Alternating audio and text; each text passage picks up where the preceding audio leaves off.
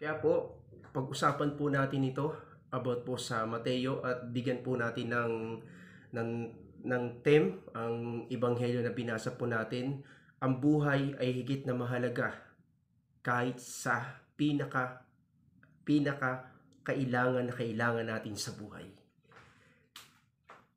Saan mas mahalaga ang buhay ng tao? Mas mahalaga ang buhay ng tao. Unang-una sa sinabi po ng verse 25, mahalaga ang buhay natin sa pagkain at inumin at sa cellphone at sa hanap buhay natin at sa lahat ng ating pong mga pangangailangan. Kaya nga po, ang gusto ng Panginoon, huwag tayong mabalisa, mabagabag. Kung ikaw ay namumblema sa trabaho, kung ikaw ay namumblema sa promotion dahil matagal ka nang hindi na po promote, mas marami pang nauna, huwag kang mag-alala, huwag kang mabalisa kasi God's will, kung talagang gusto niyang i-promote ka, ay iaangat ka ng Panginoon. Hindi dahil sa mga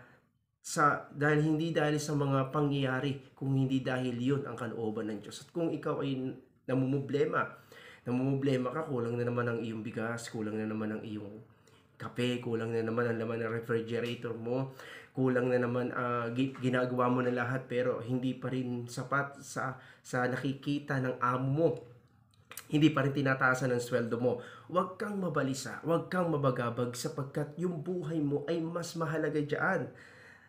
Ikaw ba ay sinaktan ng iyong boyfriend? Ikaw ba iniwan ng iyong asawa? Huwag kang mag-alala, huwag kang mabalisa, huwag mong ilagay yung buhay mo, yung isipan mo, ituon mo dyan. Huwag, kasi iyan ay magdudulot lamang po ng panghihina sa'yo. Saan mo itutuon ang buhay mo? Hindi dyan sa higit na pangangailangan mo. Ituon mo ang buhay mo kay Kristo na nagbibigay ng lakas at sigla, na nagsabi, huwag kang mabalisa, huwag kang matakot, huwag kang mangamba sapagkat siya ang tutulong sa atin kung siya ang lalapitan natin. Saan mas mahalaga ang buhay ng tao? Sa ating higit na pangangailangan. Sa pagkain, inumin, etc. Mas mahalaga ang buhay mo dyan. Kaya marami pong nagsisuicide, marami pong nangihina, marami pong mababa naman ang dugo, biglang tumataas dahil nga sa kakaisip sa kanyang pangangailangan o pagsubok sa buhay o problema. Jesus invite us na lumapit tayo sa Kanya sapagkat siya ang magbibigay ng tunay na relax ng ating buhay. Sabi ng verse 25, kahit sinasabi ko sa inyo, huwag kayong mabagabag tungkol sa pagkain at inumin na kailangan ninyo upang mabuhay o tungkol sa damit na kailangan ng inyong katawan. Hindi ba ang buhay higit na mahalaga? Sabi ng verse 25, mas mahalaga ang buhay natin kaysa ating pagkain, inumin at daramitin.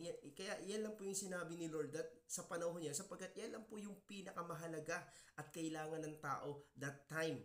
Pero ngayon sinasabi ng Panginoon, huwag tayong mabagabag. Verse 25, kasi sinasabi ko sa inyo, huwag kayong mabagabag tungkol sa pagkain, inumin na kailangan ninyo upang mabuhay o tungkol sa damit na kailangan ng inyong katawan.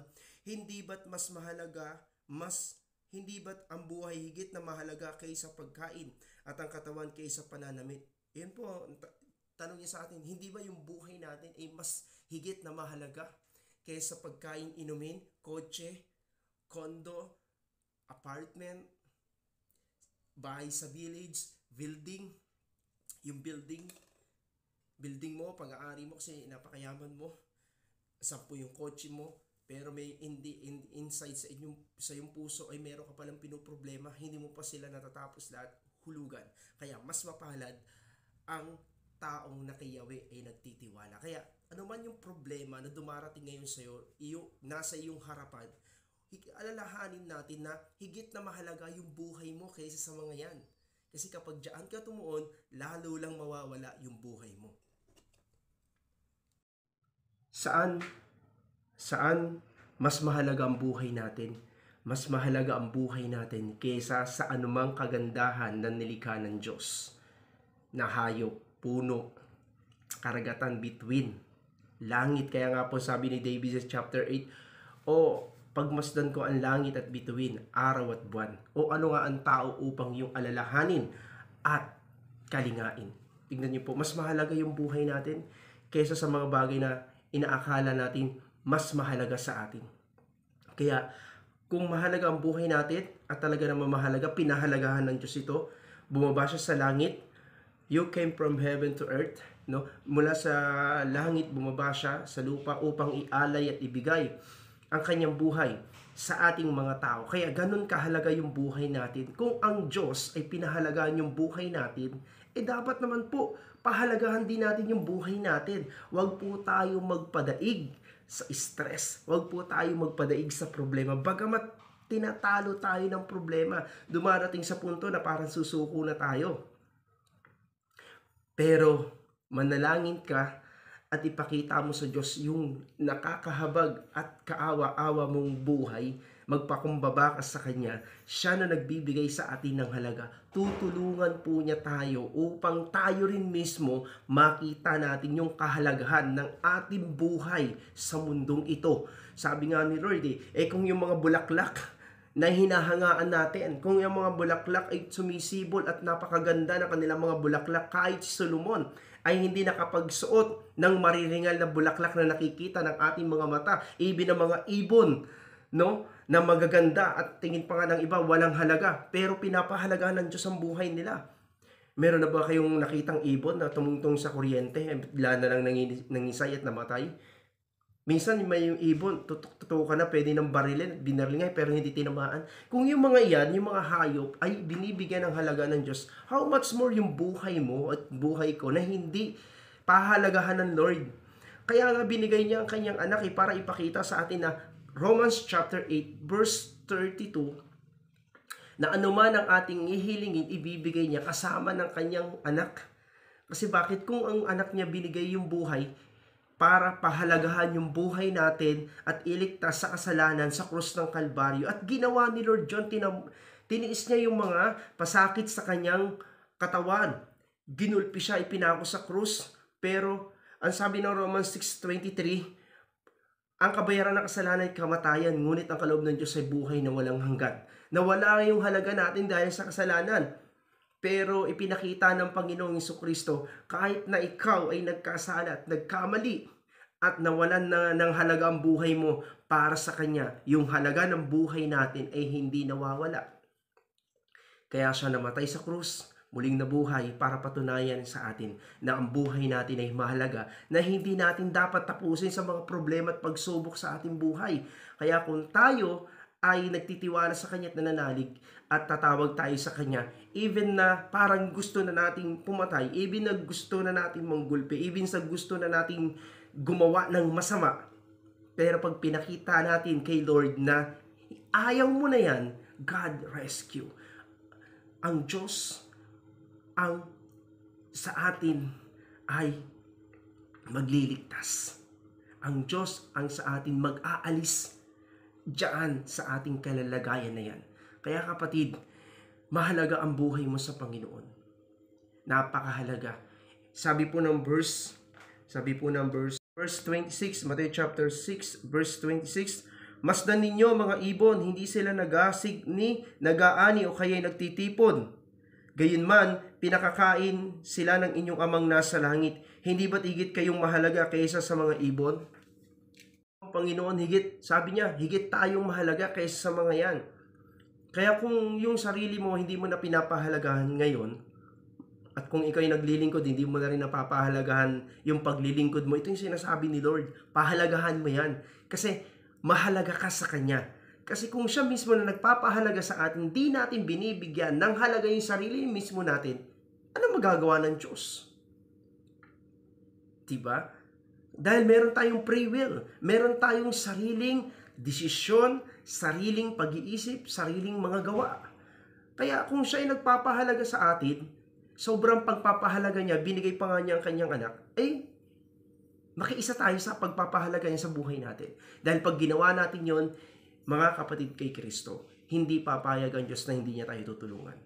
Kaya kung ano man ang iyong kabalisahan, ano man ang iyong kinakatakutan, ano man ang iyong pangamba, sa pamilya mo, sa negosyo mo, sa mga building mo, sa mga sakyan mo, anuman ang iyong kinaabalahan, anuman ang iyong kinababalisan at kinakatakutan sa hanap buhay mo, negosyo mo, etc., etc., sasabihin ko po sa iyo,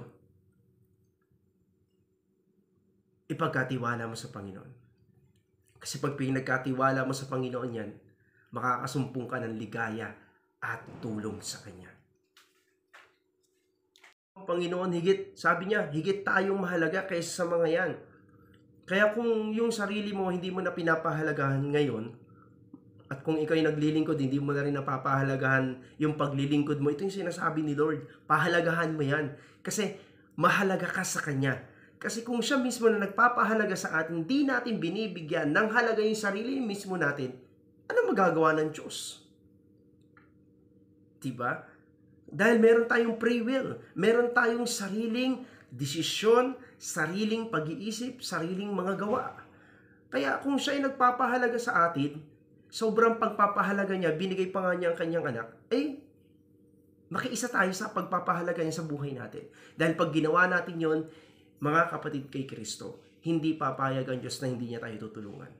Kaya kung anuman ang iyong kabalisahan, anuman ang iyong kinakatakutan, anuman ang iyong pangamba sa pamilya mo, sa negosyo mo, sa mga building mo, sa mga sakyan mo, anuman ang iyong kinaabalahan, anuman ang iyong kinababalisan at kinakatakutan sa hanap buhay mo, negosyo mo, etc., etc., sasabihin ko po sa iyo, ipagkatiwala mo sa Panginoon. Kasi pag pinagkatiwala mo sa Panginoon yan, makakasumpong ka ng ligaya at tulong sa Kanya. Ang Panginoon sabi niya, higit tayong mahalaga kaysa sa mga yan. Kaya kung yung sarili mo hindi mo na pinapahalagahan ngayon, at kung ikaw ay naglilingkod, hindi mo na rin napapahalagahan yung paglilingkod mo, ito yung sinasabi ni Lord, pahalagahan mo yan. Kasi mahalaga ka sa Kanya. Kasi kung siya mismo na nagpapahalaga sa atin, hindi natin binibigyan ng halaga yung sarili mismo natin, ano magagawa ng Diyos? Diba? Dahil meron tayong free will, meron tayong sariling desisyon, sariling pag-iisip, sariling mga gawa. Kaya kung siya ay nagpapahalaga sa atin, sobrang pagpapahalaga niya, binigay pa nga niya ang kanyang anak, makiisa tayo sa pagpapahalaga niya sa buhay natin. Dahil pag ginawa natin yon, mga kapatid kay Kristo, hindi papayag ang Diyos na hindi niya tayo tutulungan. Kaya kung anuman ang iyong kabalisahan, anuman ang iyong kinakatakutan, anuman ang iyong pangamba sa pamilya mo, sa negosyo mo, sa mga building mo, sa mga sakyan mo, anuman ang iyong kinaabalahan, anuman ang iyong kinababalisan at kinakatakutan sa hanap buhay mo, negosyo mo, etc., etc., sasabihin ko po sa iyo, ipagkatiwala mo sa Panginoon. Kasi pag pinagkatiwala mo sa Panginoon yan, makakasumpong ka ng ligaya at tulong sa Kanya. Sabi po na Mateo chapter 6, verse 24 and 25, wala makapaglilingkod ng sabay sa dalawang Panginoon sapagkat kapupuutan niya ang isa at iibigin ang ikalawa, paglilingkuran ng tapat ang isa at hahamakin ang ikalawa. Hindi kayo makapaglilingkod ng sabay sa Diyos at sa kayamanan. Kaya't sinasabi ko sa inyo, huwag kayong mabagabag tungkol sa pagkain at inumin na kailangan ninyo upang mabuhay at tungkol sa damit na kailangan ng inyong katawan. Hindi ba't ang buhay higit na mahalaga kaysa sa pagkain at katawan kaysa sa pananamit? Ayan po, ulitin ko po ulit kung bakit po lagi dito sinasabi ni Lord yung pagkain, inumin, daramitin. Kasi nung panahon po niya, yung tatlo na ito ay mahalaga nung panahon niya. Wala pang kotse dati, pero ngayon meron ng kotse. Wala pa dating motor, pero ngayon may motor na. Wala pa dating mga barko na nagagandahan, mga building na magaganda at mga lugar na gustong-gustong bisitahin, pasyalan. Wala pang ganyan, mga kapatid ko sa Panginoon. Kaya yan ang sinasabi niya lagi. Kaya nga, sabi niya, ang Diyos at ang kayamanan. Kaya maraming tao, walang alos pagkadating sa kayamanan, mas pinipili nila lumapit sa Bombay. Kasi nandiyan na kaagad. Mas pinipili nila lumapit sa online utang. Kasi nandiyan na Hindi katulad pag magpe-pray ka, ang gagamitin mo talaga yung pananalig mo kay Lord. Yung kahit sa wala, ay magkakaroon. Ang gagamitin mo talaga yung pagtitiwala sa Kanya. Kasi bakit? Kasi wala ang nagtitiwala sa Diyos na nabibigo. Pray sa Panginoon. Kaya Kaya sabi niya, ang Diyos at ang kayamanan. Ngayon, saan mas mahalaga ang buhay ng tao? Mas mahalaga pa rin ang buhay natin kaysa sa kayamanan. Pero kapag ka nabuhay na tayo sa kayamanan, mas pipiliin natin yung kayamanan. Kaya nga sabi ng Panginoon, napakahirap mapabilang sa mga pinaghaharian niya ang mga mayayaman. May isang mayaman sa gospel niya na gustong sumunod sa kanya. Ngayon, ang sabi ng Panginoon, ibenta mo ang lahat ng iyo. Ipagbili mo ang lahat ng iyo. Kasi nakikita ni Lord yung isang hindrance. Sa kanya yun hindi po para to sa lahat. Ngayon, kung gusto mo at nakukumbik ka naman, no? Kaya nga lang, kung hindi talaga sa'yo, ito, yung hamon na ito para sa lalaking mayaman. Sabi ng Panginoon sa kanya, ibenta mo yung lahat ng iyong ari-arian at ipamigay sa mga dukha ang pinagbilan. Bakit yung sinabi ni Lord? Kasi meron siyang desire.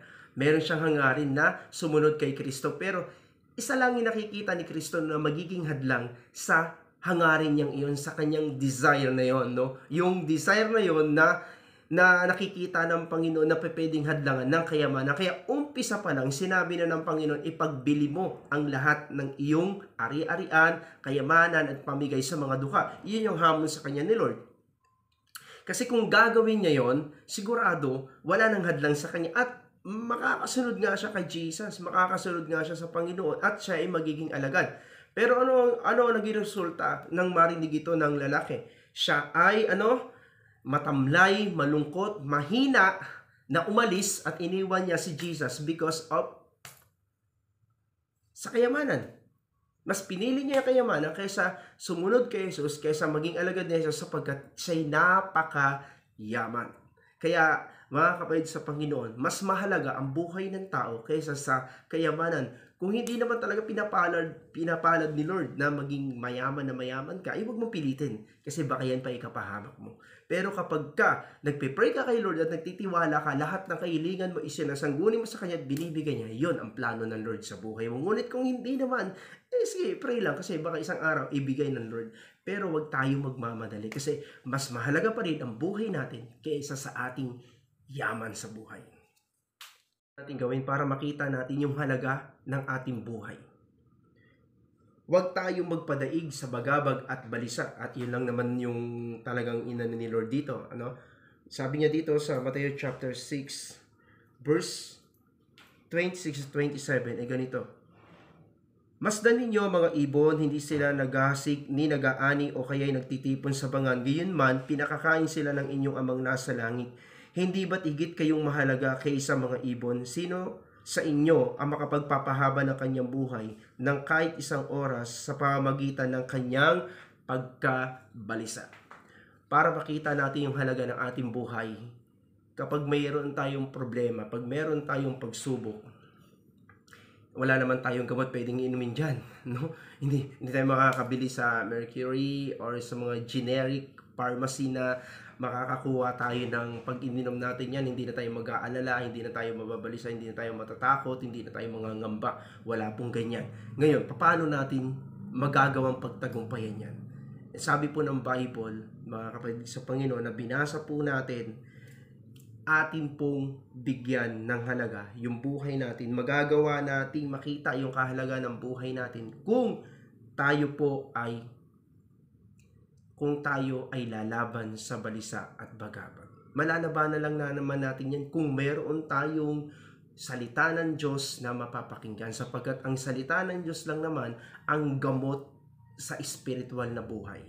Kaya kung tayo po lagi nakikinig ng salita ng Diyos, nagpipray at nag-worship at nararamdaman ang kanyang presensya, sisirain ng presensya ng kapangyarihan ng anointing ng Panginoong Jesucristo yung balisa at takot. Kasi bakit? Tulad yan, dito sa gospel po natin, ano yung gamot ng pagkabalisa at bagabag para maalis sa atin? Yung magtiwala sa Diyos.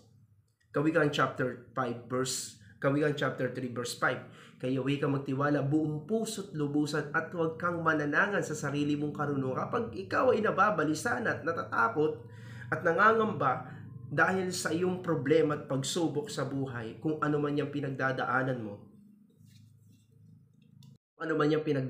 mo, ang una mong dapat gawin ay para mawala yan, ipagkatiwala mo sa Diyos ang buong buo buong buo ng iyong puso at isipan at kaluluwa. Kahit mahirap yan, ipagkatiwala mo sa Kanya. Makipagkasundo ka sa Kanya. Kung ikaw ay merong hinihintay, di pa dumarating, makipagkasundo ka sa Kanya. Sabi mo, Lord, kung talagang di mo na ako dyan nilalagay, kung talagang hindi para sa akin yan, pagdating ng time na to, yung oras na to, yung buwan na to, ay mag-change na po ako. Iba naman, baka sa ibang level naman ninyo ako nilalagay. Ganon. Upang nang sa ganon, yung kinakabalisahan mo ay matalo, matupok, maalis sa pamamagitan ng tiwala mo kay Lord. Kasi si Lord naman ay gagawa naman talaga. And then, pagdating ng buwan na yan, si Lord kikilos, gagawa. Yan, kapag gumawa siya, ibig sabihin, sa'yo yan, dyan ka pa rin, hindi ka niya inaalis dyan, merong siyang ipagagawa dyan sa'yo. Ngunit kailangan mong pahalagaan yung buhay mo kapag ikaw ay dinatingan ng tugon ng Diyos sa iyong buhay. Una, ano yung dapat natin gawin para makita natin yung halaga ng ating buhay? Huwag tayong padaig sa bagabag at balisa.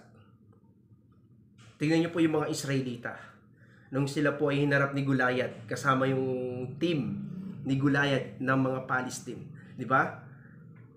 Sila po ay, yung mga Pilisteo, sila po ay natakot. Hinahamon sila. Natakot lahat ng Israel. Ilang araw sila ginaganon ng mga Pilisteo kasama si Goliath. Nagtatakbuhan sila. Pero isang araw, dumating isang lalaki na bata, si David, no? Binatilyo. Then narinig niya yung sinasabi ni Goliath. Sabi niya, bakit ginaganyan niya yung bayan ng Diyos? Then sabi ni Goliath, lalabanan kita, pupugutan kita ng ulo. No? Hindi ba nakadama si David ng takot? Hindi ba siya nakadama ng bagabag, balisa? Nakadama. As a human being. Pero naalala niya kasi yung Diyos. Sabi niya sa tuwing siya mag-aalaga ng tupa ng kanyang kawad at mayroong mga leon, sabi niya, kung niligtas ako ng Diyos sa mga leon, sa mga hayop na ito, lobo, leon, pag sinasakmal yung alaga ko, pero napapatay ko sila, ganyan din ang gagawin ko sa iyo, lalabanan kita sa ngalan ni Yahweh, ang Diyos ng Israel. Kita po natin, kapag sinama na natin yung Diyos sa problema natin, sa ating mga pagsubok sa buhay, kahit na tayo may balisa, may takot, may pangamba, may bagabag na parang nawawala na yung halaga ng buhay natin, kapag sinama natin ang Diyos sa problema natin na yan, yung halaga ng buhay natin na nawawala, makikita mo may halaga ang buhay mo sa kamay ng Diyos. Kaya kailangan lang paglabanan natin yung bagabag at takot, at syempre, magagawa natin yan. Pangalawa, ano yung ating dapat gawin para makita natin yung halaga ng ating buhay? Pangalawa ay dapat manalig tayo sa Diyos. Dito rin sinabi rin po ng Matthew chapter 6, verse 30 to 36. Medyo mahaba nga lang po, pero pakinggan po natin. Matthew chapter 6, verse 30 to verse 30 in the following verse. Sabi niya, kung ang mga damo sa kabukiran na buhay ngayon at kinabukasan ni ginagatong sa kalan ay dinaramta ng Diyos, kayo pa kaya? Kay liit ng pananalig ninyo sa Kanya. Kaya't huwag kayong mabalisa tungkol sa inyong kakanin, iinumin o daramtin, sapagkat ang mga bagay na ito ang kinaumalingan ng mga taong wala pang pananalig sa Diyos. Alam ng inyong amang nasa langit na kailangan ninyo ang lahat ng ito. Ngunit pag sumakita ninyo ng higit sa lahat, ang pagharian kayo ng Diyos. Matthew chapter 6 verse 30 in 33, ayan po, kailangan po natin ng pananalig sa Kanya. Yung maliit na yung pananalig natin na wala, ano, kasi yung mga unbelievers, yung mga hindi nagtitiwala sa Diyos, pag wala silang pananalig, nauubos lang yung bigas doon sa lagayan nila, nababalisa na yung mga yan. Lalo na po yung mga mayayaman, kung walang pananalig sa Panginoon, mababangkrap yung kanilang company. Naku po, marami pong taong ganyan. Kahit po yung isang anak, no, na nag-aral, na bumaksak lang sa pagiging attorney, nagpakamatay. Kasi nga po, yung balisa, yung takot, iniisip nila nakakahiya, no? Pero ikaw at ako na nananalig sa Panginoon, hindi dapat pumapasok sa isip natin yung hiya. Hinaharap natin yung hiya for the glory of the Lord para mapagtagumpayan natin. At yun po yung gusto ni Lord, magkaroon tayo sa Kanya ng pananalig, nang sa ganun makita natin yung halaga ng buhay natin at yung tulong niya ay darating sa atin. Pangatlo, ano ang ating dapat gawin para makita natin ang halaga ng ating buhay? Pangatlo, pag sumakita natin, mapabilang sa mga pinaghaharian ng Diyos. Matthew chapter 6 verse 33. Ngunit pag sumakita ninyo ng higit sa lahat, ang pagharian kayo ng Diyos at mamuhay ng ayon sa kanyang kalooban, di pagkakalob niya ang lahat ng inyong pangangailangan. Yan. Pangatlo, kailangan natin pagharian ng Diyos. At syempre, kapag tayo nananalig sa Kanya, kaya nga yung question kung anong dapat natin gawin para makita natin yung halaga ng ating buhay ay yung una, huwag tayo padaig sa bagabag at pagkabalisa. Kasi pag nagpadaig tayo dyan, talagang hindi tayo paghaharian ng Diyos at ilalayo tayo niyan sa pagkilala sa Panginoon at pagpasok sa kingdom of God. Kaya nga, yung pangalawa dyan, lakihan natin yung ating pananalig. Kasi kapag nanalig ka na, dito po nag-uumpisa yung paghahari ng Diyos. Sabi ng Luke chapter 17 verse 21 and 22. No? Nag-uumpisa na ang paghahari ng Diyos sa mga taong nananalig sa Kanya. Kaya kung ikaw na hindi mo sinasadya't napanood mo to, kailangan mong manalig sa Panginoon at pagharian ka niya at mapaghaharian ka niya. Kasi pag napagharian ka na niya, makikita mo yung halaga ng iyong buhay. Kasi bakit? Pag nakita mo yung halaga ng buhay mo dahil sa pananalig mo sa Kanya, ikaw ay paghaharian na ng Diyos. At kapag pinagharian ka ng Diyos sa buhay mo at siya na naghahari, sabi ng verse 33, at idadagdag niya ang lahat ng ating pangangailangan. Ibibigay niya. Kasi nga kung yung mga ibon, pinakakain niya, kung yung mga bulaklak, pinasisibol niya, bagamat kinabukasan ay pwedeng matabas, masira, pero binibigyan pa rin niya ng buhay. How much more ikaw at ako? Kaya kapatid, bilang pagtatapos, ito po yung aking huling sasabihin. Mga kapatid sa Panginoon, rewind lang natin yung ating topic. No? Saan mas mahalaga ang buhay ng tao? Mas mahalaga kaysa pagkain at inumin? Mas mahalaga kaysa sa mga ibon at sa ating mga daramitin? Mas mahalaga kaysa sa kayamanan? Ano ang ating dapat gawin para makita natin kahalagan ng ating buhay? Huwag tayong padaig sa bagabag at balisa. Lakihan natin ang pananalig sa Diyos na lumikha. At pangatlo, pag sumakita nating pagharian tayo ng Diyos araw-araw. At pagtatapos, huwag natin ikabahala ang araw ng bukas. Kasi maraming tao, hindi pa dumarating yung kinabukasan pero inaalala nila. No? Minsan di na kinakaya ng isip nila. Ipagkatiwala mo yung susunod na linggo sa Panginoon. Then, harapin ang pagsubok ng may pananalig. Yan, kailangan pananalig, pagtitiwala sa Diyos.